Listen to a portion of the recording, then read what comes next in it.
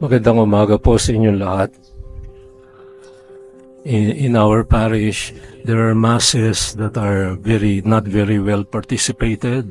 One is the 6 a.m. Mass. Kakaunti ang sumasagot, kakaunti mga madre lang kumakanta. Itong 8 o'clock a.m. Mass, mas marami akong naririnig na sumasagot at kumakanta. Yung 10 a.m., mas marami rin sila. Ewan ko yung 3 p.m. may sayaw pa nga eh. May mga sayaw-sayaw pa. Yung 5, yeah, they respond audibly.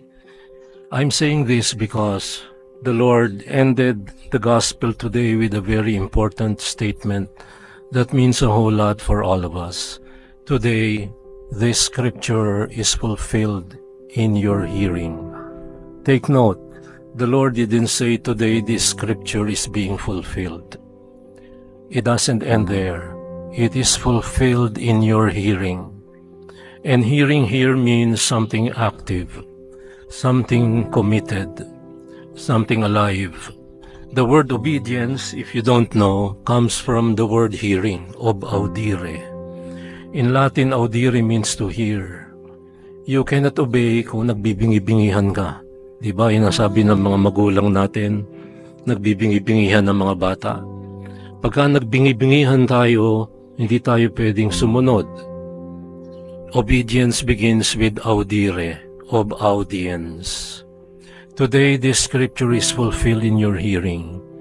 It cannot be fulfilled if the people in the synagogue were sleeping and taking their time and resting and talking to one another, or texting, or surfing the net in their gadgets.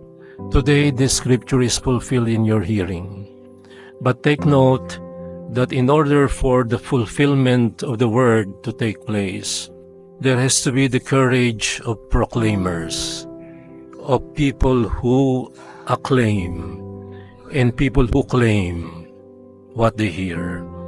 We are told in the first reading how Ezra courageously proclaimed the reading from the prophets. It was a proclamation, not just a reading, and not just a proclamation, but an acclamation of the Lord. He blessed the Lord, and the people claimed what they heard, and acclaimed for all to hear. Amen, amen, amen. Sa mga Hudyo, pagka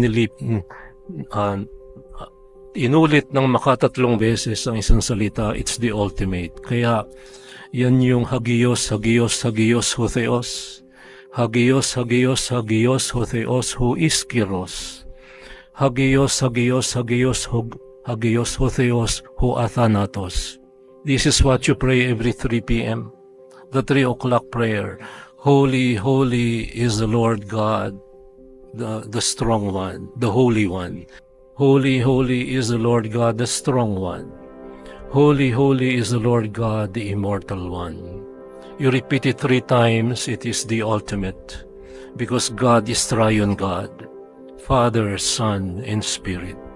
1 in 3. 1 is a sacred number, a biblical number. 3 is a divine number, 3 persons in one God. And then 7, the 7 gifts of the Holy Spirit, the 7 sacraments, they are all biblical. Hindi ho tayo kulto. Ang mga kulto, pinagbibintangan tayo, meron tayong mga kandila. That's part of our sacramental imagination. When you hear the preaching and the acclamation of God and the declaration of how holy God is, then and what He claims to be a light giver, nung sinabi niyan, the Spirit of the Lord is upon me because He has anointed me. Kaya tayo may langis. Ang anointing ay hindi pwedeng gawin kung walang langis. Pinahira ng langis. Ang mga propeta noong araw, noong lumang tipan, ay naging propeta matapos patungan ng kamay sa ulo at pahira ng langis. They were anointed. That anointing is part of our Christian Catholic imagination. And then to bring glad tidings to the poor. And the homily that we are now doing right here, right now, is glad tidings to the poor, and all of us are poor in some way. Napakahirap ngayon ng Pilipino. Bakit? Kulela tayo sa IQ eh. Pinakamababang IQ natin sa buong Southeast Asia. That's poverty. That's poverty of mind. Isa pa, nasanay na ang Pilipino sa ayuda. Kung kaya palaki ng palaki ang ayuda culture, that's poverty of culture. Kaya nga sabi ng mga sociologists, meron tayong tinatawag na cultural malaise. That's a French word, malaise. May lagnat ang ating kultura. May sakit ang ating kultura. Pagka mas mahalaga ang aso kaysa bata, mas may lagnat ang ating kultura. Pagka ang mga tao pati basura sa bahay dinadala dito, may lagnat ang ating kultura. Pagka ang basura ay tinatago sa mga halaman, sa likod ng mga halaman, o tinatapon sa amin sa may estatwa ng mahal na birhen, may lagnat ang ating kultura. Merong hindi tama. Yan ang ating problema ngayon. But today is a day of hope. And this is the Jubilee year of hope. We are all pilgrims of hope. And pilgrims mean to say that even if we're not there yet, we aim to be there. We continue on journeying and walking towards the point of the desired point of the terminus ad quem, the terminal point. We are pilgrims of hope. Sabi niya, He sent me to proclaim liberty to captives. For as long as we are enslaved by our gadgets, then we are not free. And the Lord frees us. Today, He calls us to freedom. Recovery of sight to the blind. God is light giver. Kung kaya in our Catholic imagination, there are candles on the altar. And we don't expose the Blessed Sacrament without at least 6 candles. Because the Blessed Sacrament is the sacred presence of the Lord, light by day, fire by night. Doon sa lumang tipan, nung dinala ang kaba ng tipan, tabernaculum, tent, the tent of the Decalogue, it was lit up by night. The fire was burning, and there was a cloud by day, to signify, to symbolize that God is dwelling in our midst.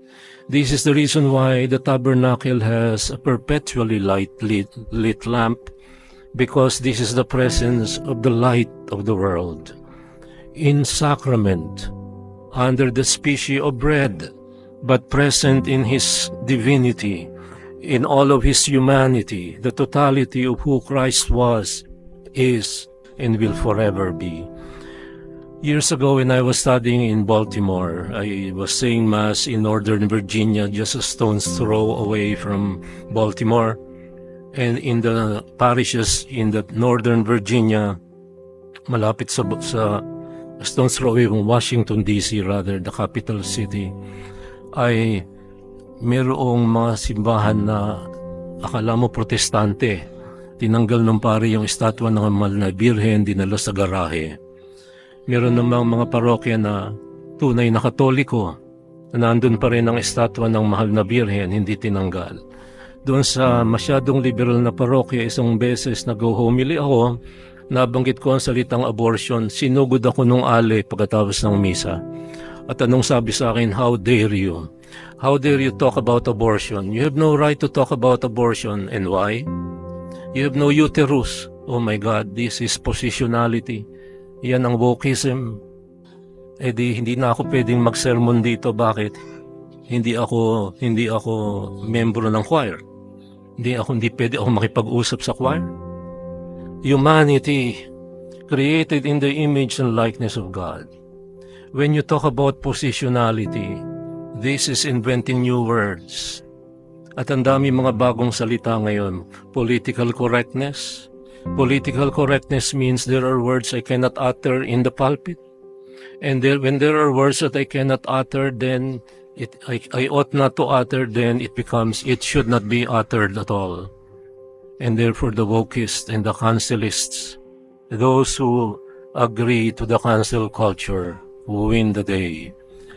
Madali ho kami kansela eh. Ang Pilipino napakarasista. Tingnan natin sa ating mga salita. Ang unang-unang kinakansela yung mga boomers kasi toxic, sabi ni Chloe. Kung boomer ka at toxic ang nanay mo, itakwil mo, sabi ng Chloe. Ha? Tama ba yan? Hindi. Hindi. There are no perfect mothers. But imperfect though they are, you ought to respect them. That's the commandment of the Lord. Honor thy father and thy mother. Itong batang galing sa Olympic, hindi pa umuwi sa Liberisa. Bakit? Anong kasalanan ng ginawa ng magulang niya? Pilipino ba yan? Hindi. Australian yan. That's wokeism. That is imported. That is not Filipino, not Christian. I know I'm not being politically correct, but I need to tell things like it is. So, Ezra had the courage to declare and proclaim and acclaim the Lord. Blessed be the Lord. And the people responded with Amen, Amen, Amen.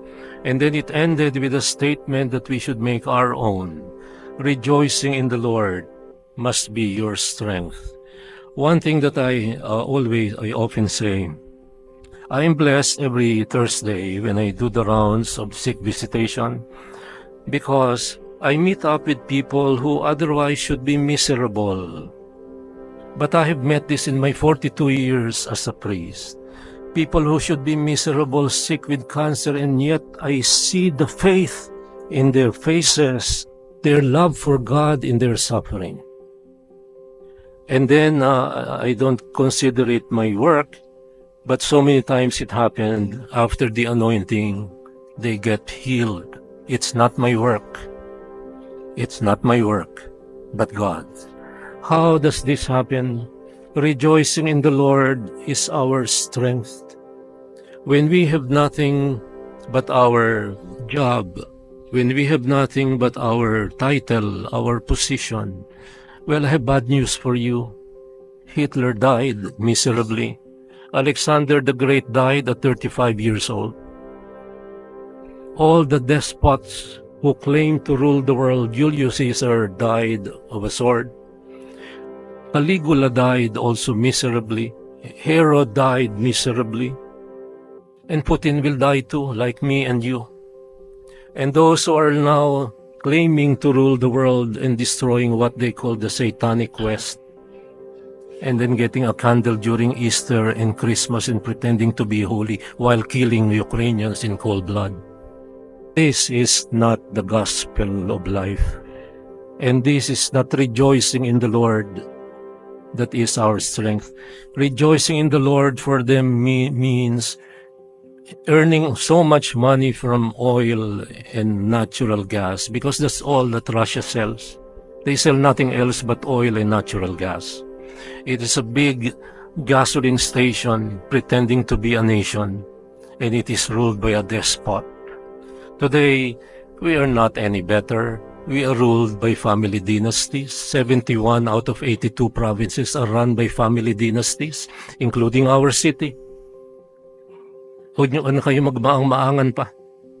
Hindi ko babanggitin ng pangalan, but that's the reality. I know it's not politically correct, but my job is not to make you feel good.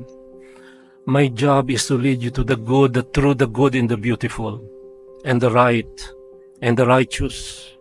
Even if I'm a sinner like you, I claim my role. Today, the Lord, rather St. Paul, in the second letter, chapter 12 of 1 Corinthians, he talks about one body with many parts. We are not the same. Iba-iba ang ugali natin. Ako bugnutin, kayo mahinahon. Yung iba sa inyo bugnutin din, mas grabe pa sa akin. Yung iba sa inyo puro angal. Meron mga taong laging nagsusuplon. Sa Espanyol, that's suplon. Suplon means taga-sumbong. Naging Tagalog yan. Sumbongero. Walang ginawa kundi magsumbong, magkalat ng intriga sa parokya. The St. Paul knew this. We are one body with many parts, but we have one baptism. That one baptism did not remove our distinction from one another. We have different roles, but the same goal. We have to have unity in diversity. And then to the gospel, the Lord returned to Galilee by the power of the Spirit. You cannot do the good that you want to do without power from on high. And this is the reason why you come here Sunday in and Sunday out. Why? Because you cannot rely on your extra income alone. You cannot rely on your neighbor. Your neighbor will betray you. Ipaparada yung sasakyan sa harap ng gate mo kasi 3 kotse, walang garahe.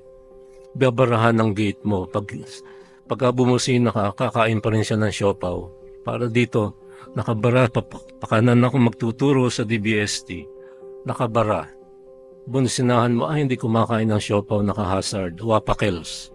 Pakialam ko, naka-hazard ako, no? Maghanap ka na ibang daan. Sarado ang mga daan. Pinakil mo pa ng ID at ng permission from the President to open the gate. So, life is difficult. But today we are rejoicing in the Lord and we are told how to do this. We must acclaim, proclaim, and claim what the power of the Word teaches us. He acclaimed God, this Jesus. The people also acclaimed God. He claimed his role in his mission. And what was his mission? Savior, healer, deliverer, liberator, light giver. And then when he claimed his role in his mission, then he said with confidence, today the scripture is fulfilled in your hearing. And this is now our job. In your hearing, if you heard, then you will obaudire. If you hear, then you will be of audience, obedient. This is the obedience of faith. One thing that I have been talking about that many of you still don't understand is this. Walang masama magsimba sa power plant mall, sa festival mall, sa SM Bikutan, sa mga misa sa mall. Pero kung ang simba mo linggo-linggo ay you're shopping around for masses in malls, then you are a consumer. You're not a community builder. You consume the Eucharist, but you don't build community. As parishioners of Mary Help of Christians Parish, you're called not to be a consumer. Today, the scripture is fulfilled in your hearing. You must listen, and then hear, and then do the right thing, the obedience of faith. You're not a consumer, you're a community builder. What I deplore is during the time Father 40, when we were students, there were so many young people serving the church, the Juventus, the ADMA, Archcon, at may Youth of the Sacred Heart, at may Men of the Sacred Heart, at may Adorador, Adoracion Nocturna Filipina. Ngayon, mabibilang ko sa 2 kamay ang mga batang naglilingkod. They are consumers, but they are users of gadgets. And that is the big good news that we ought to hear and declare and claim and acclaim. God bless you all.